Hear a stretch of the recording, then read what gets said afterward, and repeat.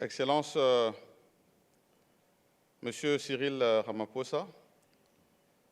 Président de la République sud-africaine, Monsieur Samson Gwede Mantashe, Ministre des Mines et Énergie de la République sud-africaine, Mesdames et Messieurs les ministres, Mesdames et Messieurs de Hive, organisateurs du Forum international Investing in African Mining Indaba, Mesdames et Messieurs les investisseurs et acteurs du secteur minier, distingués invités en vos titres et qualités respectifs. Mesdames et Messieurs, c'est pour moi un très grand honneur et un plaisir de prendre la parole ce jour à l'ouverture de cette 30e édition du Forum Mining Indaba afin de partager avec vous la vision de la République démocratique du Congo pour tirer parti audacieusement des perturbations positives qui s'annoncent pour un avenir plus radieux de l'industrie minière africaine. D'entrée de jeu, je voudrais remercier les organisateurs de ces assises pour avoir offert ce cadre propice qui nous réunit une fois de plus, ainsi que le pays hôte, la République sœur d'Afrique du Sud, pour l'hospitalité et l'accueil qui nous ont été réservés depuis notre arrivée ici. Je tiens aussi à souhaiter un heureux 30e anniversaire à la conférence internationale de Investing African Mining Indaba et à exprimer mon admiration envers les organisateurs de cet événement qui, depuis 30 ans, ne ménagent aucun effort pour offrir cet espace d'échange aux acteurs du monde minier, passionnés par la résolution des questions inhérentes à ce secteur porteur de croissance économique globale. Excellences, Monsieur le Président de la République, Mesdames et Messieurs, distingués invités, cette édition de Mining Indaba 2024 se tient dans un contexte particulier pour la République démocratique du Congo. En effet, elle coïncide avec le début du second mandat de Son Excellence M. Félix Antoine Tshisekedi Tshilombo, chef de l'État, réélu en date du 20 décembre 2023. Je tiens ici à lui rendre un vibrant hommage. Et c'est ici pour moi l'occasion de remercier, au nom du gouvernement congolais, tous les pays amis dans la République d'Afrique du Sud qui ont rehaussé de leur présence la cérémonie d'ouverture du 20 janvier dernier à Kinshasa. Ceci témoigne de l'excellence des relations qu'entretient la République démocratique du Congo avec ses partenaires. En rapport avec la thématique de ces assises, je tiens à rappeler qu'au regard de ces ressources minérales, nombreuses et diversifiées, la République démocratique du Congo s'inscrit comme un acteur incontournable dans la perspective d'un avenir radieux pour l'exploration minière africaine. En effet, la République démocratique du Congo renferme dans son sous-sol une panoplie de minéraux cruciaux pour la transition énergétique, tels que le cobalt, le cuivre, le lithium, le nickel, le manganèse, l'aluminium, les phosphates, les terres rares et le zinc, en sus des gîtes géothermiques. C'est donc dans ce contexte et suivant la vision de son Excellence M. Félix-Antoine Tshisekedi que s'inscrivent nos politiques économiques et sociales dans le secteur minier qui permettront d'atteindre une exploitation croissante et propre au profit des communautés locales qui doivent en être les principales bénéficiaires. Je pense ici à notre jeunesse en quête d'emploi, et particulièrement les populations de l'Est, la République démocratique du Congo, victimes jusque-là de guerres et d'agressions injustes, et pour lesquelles aucun effort n'est ménagé afin d'y restaurer la paix et la stabilité. Excellences, Monsieur le Président de la République, Mesdames et Messieurs, distingués invités, les exigences d'une économie globalement plus verte nous conduisent inévitablement à reviser notre manière de produire et de consommer les biens et services de différentes natures. Ainsi, le monde bascule vers des véhicules à moteur thermique, essence ou diesel, allant vers des véhicules électriques, des énergies fossiles, d'où nous venons, vers des énergies moins polluantes et renouvelables, telles que l'hydraulique, le géothermal, le solaire, l'éolien et bien d'autres. Il convient de noter que le cobalt, dans la République démocratique du Congo, a produit quelques 140 000 tonnes de métal contenu en 2023, est indispensable pour la stabilité de la cathode dans une batterie lithium-ion, utilisée pour le stockage d'énergie dans les batteries des véhicules électriques, mais aussi les smartphones, les ordinateurs portables et autres équipements, et tous les autres dispositifs des nouvelles technologies d'information et de la communication. En parallèle, permettez-moi de m'appesantir sur le cuivre, métal que mon pays a produit à hauteur de 2,8 millions de tonnes en 2023, confortant ainsi sa position de troisième producteur mondial. Le cuivre est donc incontournable à tous les échelons de la transition énergétique, notamment dans le transport de l'énergie électrique et par sa bonne conductivité et son excellente ductilité.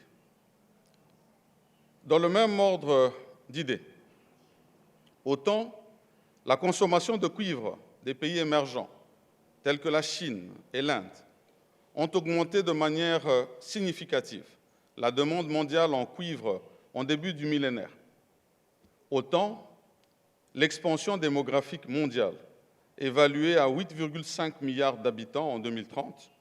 va sans doute entraîner une consommation exponentielle du dit métal. Et nous devons tous en tirer profit. Excellences, Monsieur le Président de la République, Mesdames et Messieurs, distingués invités, avec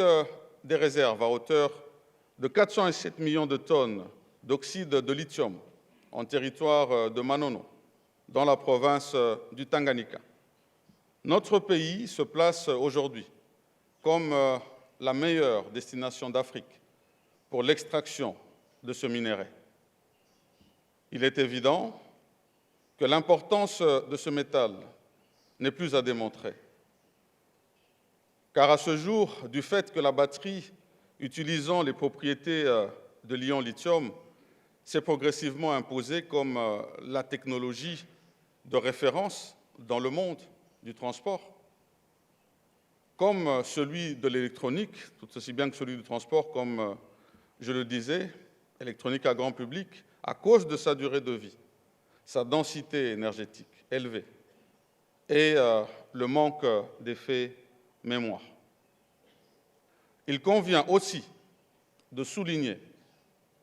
que mon pays, avec son bassin du fleuve Congo, à cheval sur l'équateur, offre un potentiel exploitable évalué à 100 gigawatts, reparti sur 780 sites. Particulièrement, au sujet du Grand Inga, il y a lieu de noter que sa puissance potentielle est de l'ordre de 40 gigawatts, projet pour lequel nous sommes ouverts à toute coopération africaine, particulièrement sud-africaine, dans le cas échéant, et internationale, pour tous ceux qui veulent s'y investir. Excellences, Monsieur le Président de la République, Mesdames et Messieurs, distingués invités, la République démocratique du Congo poursuit courageusement l'implantation et le développement de la chaîne des valeurs des substances minérales, avec un accent particulier sur la transformation locale des produits miniers marchands, afin pour cela de mieux répondre aux problématiques de l'économie verte. Il est indéniable que le modèle d'extraction-exploitation évolue vers un modèle qui permette aux pays producteurs des minéraux de tirer des avantages comparatifs. Cette dynamique est susceptible à la fois de booster l'économie verte et circulaire sur le continent africain. Par ailleurs, mon pays est partie prenante pour une stratégie de valorisation des substances minérales, y compris d'ailleurs les rejets des différentes étapes de leur chaîne de traitement ou de transformation par le recyclage. Cela permettra d'alléger la demande croissante en minéraux critiques,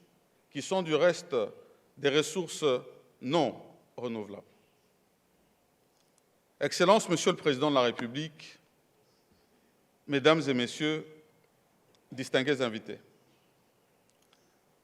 la République démocratique du Congo est ouverte à tout partenariat susceptible, dans le cadre de la coopération bilatérale ou multilatérale, de l'accompagner dans la recherche, l'exploitation et la transformation au niveau local des minéraux de la transition énergétique. Nous ne le dirons jamais assez. Notre pays, la République démocratique du Congo, s'offre à l'humanité tout entière comme un pays solution au défi du réchauffement climatique de la planète et la meilleure destination des investissements pour la fabrication des batteries et des véhicules électriques. Cette affirmation procède des résultats de l'étude menée par le cabinet Bloomberg 9 en 2001, où, par exemple, nous savons que l'installation d'une usine de 10 000 tonnes de précurseurs de batteries, des batteries à manganèse, nickel et cobalt, coûterait 110 millions de dollars si jamais elle était construite aux États-Unis d'Amérique, 112 millions de dollars en Chine, 65 milliards de dollars en Pologne, alors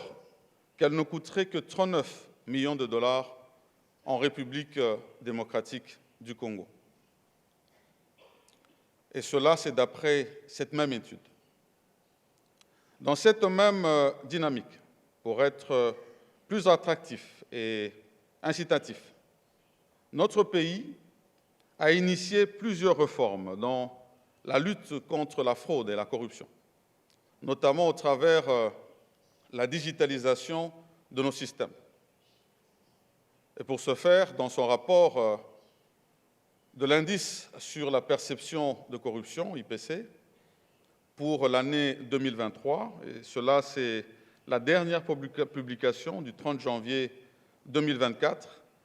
Transparency International a reconnu et salué les efforts de la République démocratique du Congo dans la lutte contre la corruption et la fraude durant les 5 dernières années. Et cela s'inscrit dans la recherche des produits propres miniers à travers le monde. Grâce à cet environnement propice aux investissements, nous avons mis en place un partenariat avec la Zambie, pays frère et voisin, visant à développer la chaîne de valorisation des minéraux critiques, avec comme objectif la production des matériaux précurseurs de batteries pour les véhicules électriques. De cet accord bilatéral est né, en 2022, le Centre d'excellence pour la batterie, destiné à développer la recherche sur les batteries nouvelles et celles de nouvelle génération, en vue de proposer des batteries de qualité, autant pour la consommation régionale que globale. La matérialisation de la zone franche RDC-Zambie, une zone économique spéciale, avec des conditions incitatives, notamment en matière de fiscalité, ainsi que de facilité pour les échanges transfrontaliers, dans l'objectif d'encourager l'implantation des industries qui veulent venir en République démocratique du Congo et qui peut devenir un incubateur sur le continent dans le cadre de la zone de libre-échange africain. Excellences, Monsieur le Président de la République, Mesdames et Messieurs, distingués invités, l'initiative révolutionnaire des ministres ayant en charge les mines, des ministres africains, des minéraux, des mines présentes lors du récent forum tenu à Riyad le 9 janvier 2024 pour créer un groupe stratégique sur les minéraux stratégiques et critiques du futur. Cette initiative est à saluer dans son objectif de concevoir une stratégie commune pouvant permettre à nos pays de façonner l'avenir du secteur minier africain de manière durable et équitable, en garantissant un développement profitable à tous. Il conviendra par la suite de peaufiner cette stratégie par rapport à la prospection et l'exploitation, ainsi que la commercialisation des minéraux critiques et ou stratégiques, afin de garantir et de protéger les intérêts du secteur minier du continent. Nous devons donc maximiser les opportunités offertes par la transition énergétique, afin d'en faire un catalyseur de la transformation socio-économique et de la prospérité de nos populations respectives. Et cela, conformément à la vision minière africaine inscrite dans l'agenda 2063 de l'Union africaine. Il va sans dire que la mutualisation des diverses ressources et des efforts des uns et des autres permettra de juguler les nombreux défis dont notamment ceux inhérents à la disponibilité des investissements dans le domaine des infrastructures. Le constat évident est que le grand défi pour la stabilisation de notre secteur minier africain réside dans le fait de jouer réellement le rôle d'acteur de notre destin, notamment par la valorisation de toutes les ressources minières dont nous disposons. Nous devons et nous devrions arriver à décider sur le sort de nos matières premières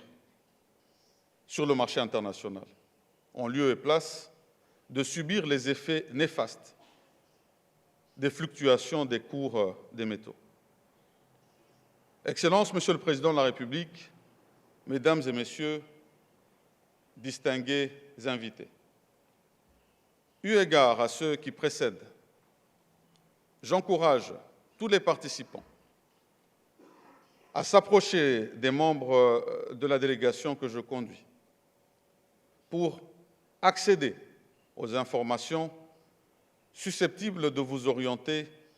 dans le choix des projets d'investissement dans le secteur minier congolais, en vue d'une exploitation minière africaine rationnelle. Je suis convaincu que la qualité de nos échanges ici, à Mining Indaba 2024, permettra de concrétiser des projets communs d'envergure qui seront profitables à l'ensemble du continent africain. Mutualisons désormais sans ménagement nos expertises, nos richesses et nos talents pour une Afrique plus forte. Enfin, tout en formulant le vœu de vous voir visiter prochainement la République démocratique du Congo pour y découvrir les opportunités d'investissement dans le secteur minier, je ne peux clôturer mon propos sans remercier chacun des investisseurs déjà présents en République démocratique du Congo. Vous êtes nos ambassadeurs auprès d'autres investisseurs, ici à Indaba comme partout ailleurs dans le monde. Je souhaite à tous et à chacun un fructueux travail et plein succès à Mining Indaba 2024. Je profite pour ouvrir une petite parenthèse parce que la République démocratique du Congo ainsi que la République sud-africaine se retrouvent toutes les deux en demi-finale de la Coupe d'Afrique des Nations.